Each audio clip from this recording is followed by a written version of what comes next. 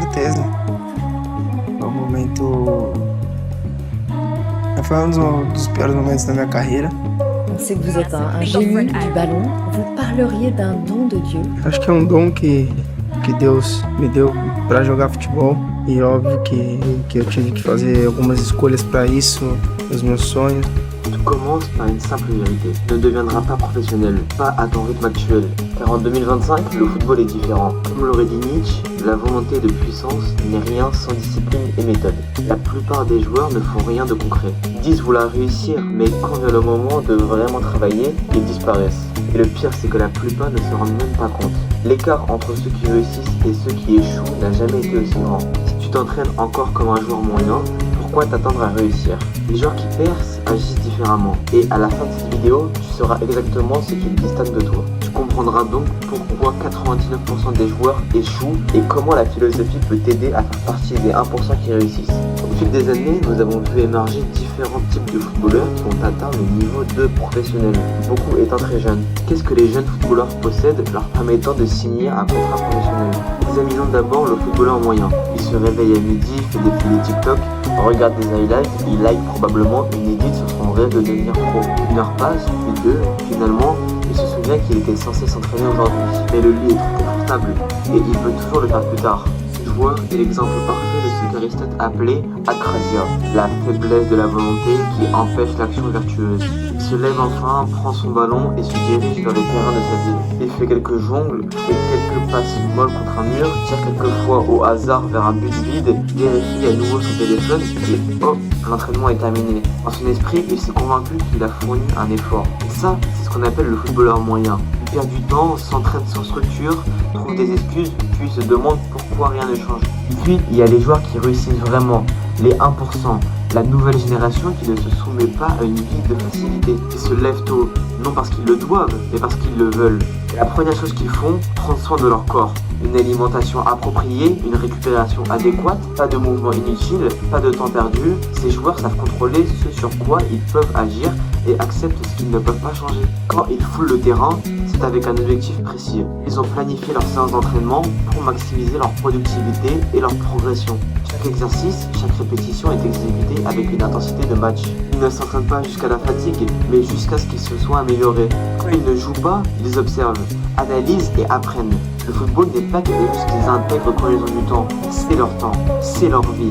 C'est le type de jeune qui est complètement absorbé par le football, non pas seulement parce qu'ils veulent la gloire ou un objectif, mais parce qu'ils aiment le foot. Et c'est pourquoi ils prennent l'avantage. Non pas parce qu'ils ont eu de la chance, mais parce qu'ils ont construit toute leur vie autour du football pendant que les autres étaient occupés à procrastiner. Comment te démarquer vraiment? Il faut souvent des mois, voire des années d'entraînement physique et mental pour que des joueurs gagnent en confiance à plusieurs postes. Pour rendre ce processus plus efficace, beaucoup de joueurs d'élite se tournent vers la pratique de la pleine conscience, ou un mindfulness en anglais, une approche mentale remarquablement adaptée au sport moderne. Comme l'expliquent les experts en psychologie sportive, Epictète et Sénèque, ce qui affecte nos performances, ce n'est pas l'événement lui-même, mais notre façon d'y répondre mentalement. Les meilleurs footballeurs cultivent cette capacité à rester présent dans l'instant, focalisés sur ce qu'ils veulent influencer directement. Par exemple, un défenseur peut apprendre à passer comme un attaquant pour anticiper ses mouvements, ou un milieu de terrain peut adopter la perspective d'un latéral pour comprendre les enjeux tactiques différents. Tout cela dans un cadre mental qui renforce la conscience du moment présent. Avec une pratique régulière de la méditation de pleine conscience avant les matchs et les entraînements, les joueurs développent des compétences clés comme la présence d'esprit, la vision du jeu et la sérénité dans les prises de décision. Si tu veux devenir un joueur plus calme et posé sur le terrain, commence chaque jour par une séance de mindfulness qui développe l'attention, la concentration, la gestion du stress et la clarté mentale. Bon bref, revenons maintenant au sujet. Comment t'assurer que tu n'es pas juste un joueur moyen qui perd son temps et tourne en rond? C'est en fait simple, car au plus haut niveau, la différence entre les joueurs n'est pas un exercice secret ou une formule magique, ce sont les habitudes qu'ils suivent chaque jour. Et si tu veux prendre l'avantage sur 99% des joueurs, cela se résume en 3 choses. S'entraîner avec une intensité de match. La plupart des joueurs s'entraînent comme s'ils faisaient un échauffement.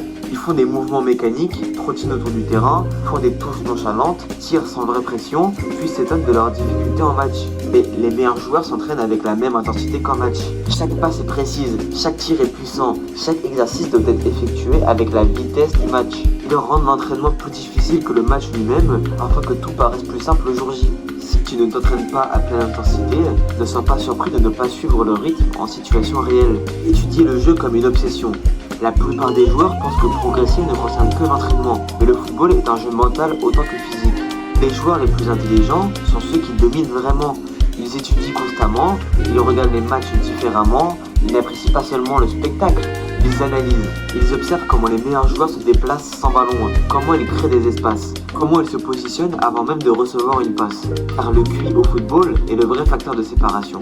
C'est pourquoi certains joueurs avec des qualités athlétiques moyennes peuvent contrôler un match entier, tandis que d'autres, plus grands, plus rapides et plus forts, sont complètement perdus. Si tu n'apprends pas constamment, tu prends du retard. Rester constant quoi qu'il arrive, qui élimine la plupart des joueurs. Car la vérité est que tout le monde peut s'entraîner dur pendant une semaine. Tout le monde peut regarder quelques vidéos YouTube et se sentir motivé pendant un moment. Mais peux-tu le faire chaque jour, même quand tu n'en as pas envie? Peux-tu t'entraîner quand il fait froid, quand il pleut, quand tes amis sortent? Ceux qui réussissent ne sont pas toujours les plus talentueux, mais ils sont les plus constants. Jour après jour, mois après mois, année après année, ils se présentent, ils travaillent, ils s'améliorent, et c'est pourquoi ils réussissent alors que les autres stagnent. Alors voilà la vérité. La plupart des joueurs qui regardent cette vidéo ne changeront pas. Ils entendront tout ce que je viens de dire, acquiesceront, se sentiront peut-être motivés pendant quelques heures, puis rien. Ils retourneront exactement aux mêmes habitudes, perdant du temps, trouvant des excuses, disant qu'ils voulaient réussir mais qu'ils ne faisaient jamais vraiment le travail nécessaire. C'est ce que fait le joueur moyen. Et c'est exactement pourquoi la plupart des joueurs ne réussiront jamais. Car au final, le football ne se soucie pas de ce que tu dis vouloir. Il ne se soucie pas de tes excuses, de tes distractions ou de ta supposée malchance. Le football ne récompense que l'action. Et maintenant, tu as deux choix. Continuer à faire ce que tu as toujours fait, continuer à trouver des excuses, continuer à te convaincre que tu commenceras demain ou t'engager réellement. Pas juste pour quelques jours, pas seulement quand c'est facile, mais chaque jour, pendant des mois et des années, sans t'arrêter, car c'est la seule façon de te démarquer. Tu as vu ce qui sépare ceux qui réussissent et ceux qui échouent. Mais maintenant, que vas-tu faire de cette connaissance? Car voici la vérité, chaque jour que tu perds, quelqu'un d'autre travaille plus dur que toi. Quelqu'un regarde cette vidéo en même temps que toi et prend la décision maintenant que tout va changer. Il range son téléphone, fait ses lacets et se met au travail pendant que tu y réfléchis encore. Et c'est la partie effrayante. Car la différence entre la réussite et l'échec dans le football n'est pas un événement énorme et dramatique. Ce sont des petites décisions prises encore et encore. Se lever ou rester au lit. S'entraîner avec un objectif ou simplement être présent. Étudier ou faire défiler l'écran. Les joueurs qui deviennent professionnels n'attendent pas de se sentir prêts. Ils n'attendent pas la motivation. Ils agissent. Ils choisissent la discipline car ils savent ce qui est en jeu. Épithète disait « Ne raconte pas au monde ce que tu veux faire. Montre-le. » Alors maintenant, à cet instant précis, es-tu le joueur qui regarde des vidéos ou celui qui les transforme en action? Parce qu'en 2025, le monde n'attend pas. Et ton rêve non plus. Un type comme Neymar est devenu aujourd'hui un TikToker ou un Instagrammeur, un influenceur. Mais ça n'est plus un joueur de foot. I remember when I showed Santos in that moment, I showed some clips, 10 or 15 clips from action from Neymar, and I remember I told them this is the king of Santos, and all the players was the